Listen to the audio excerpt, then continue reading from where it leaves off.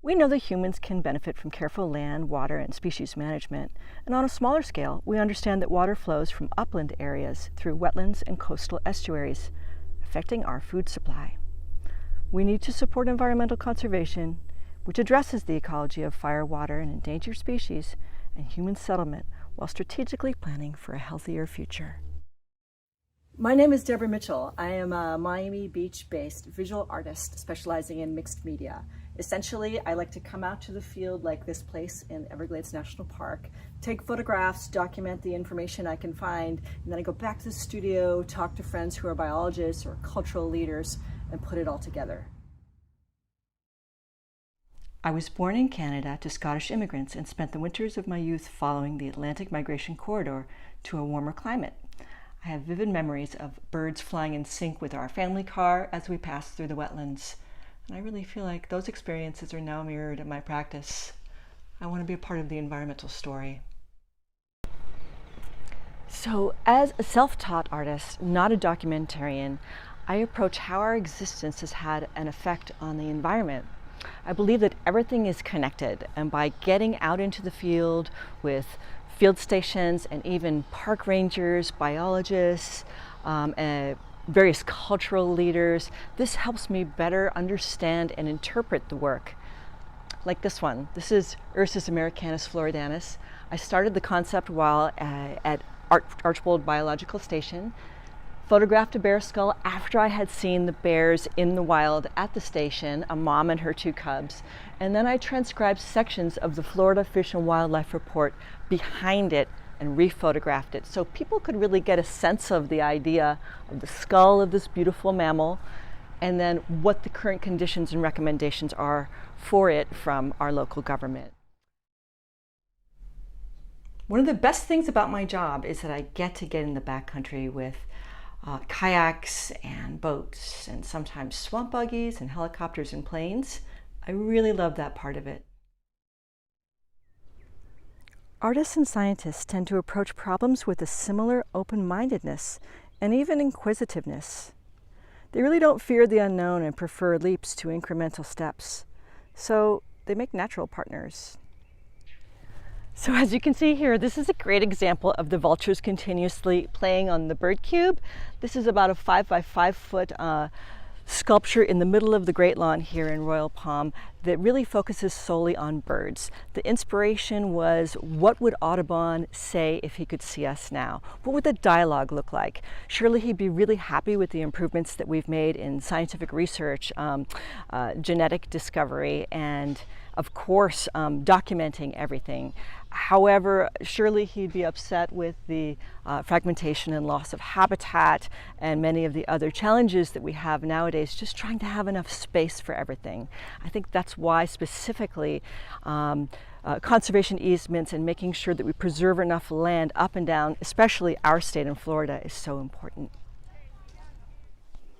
So how did I create a storytelling project that explores the ecological and cultural changes transforming these very best wild places?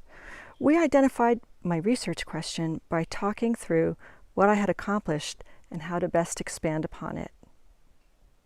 Visiting field stations and residences and flyways helped me understand how everything is connected.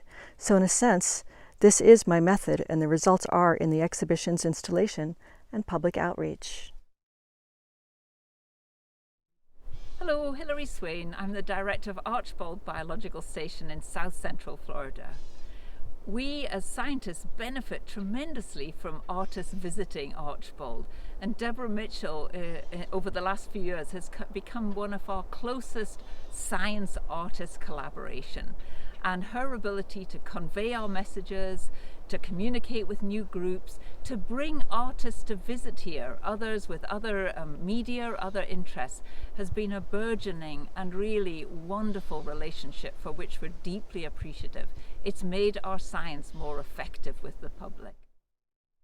One of the wonderful things about having artists visit Archbold like Deborah Mitchell is you can take them in the field to visit research projects and just see this inspirational and sort of curiosity well up in them, just the same way it wells up in a scientist. So when I brought Deborah and told her about our work on Florida black bears, she was intrigued. We showed her sandy trails like this one at Archbold, overgrown habitat where you would often find a black bear. And we talked about the data we had on bears moving across the landscape on Archbold, on all surrounding areas. And she got really fascinated.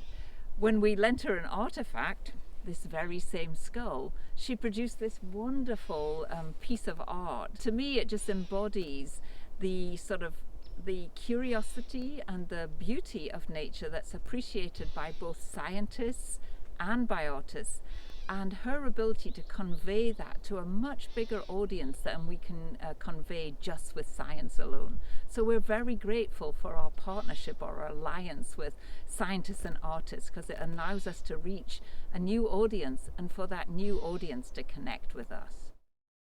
Not only does a piece of art convey science and the curiosity about nature, but a piece of art can also be a powerful mechanism for conservation action.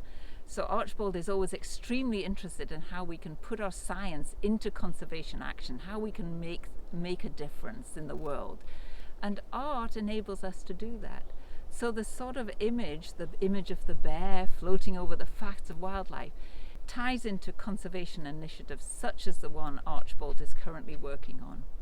That is providing the science background and providing communications and storytelling for a wonderful landscape project, the Florida Wildlife Corridor, a proposed 18 million acre landscape across Florida, 10 million acres of which is already protected, which got legislative approval in 2021.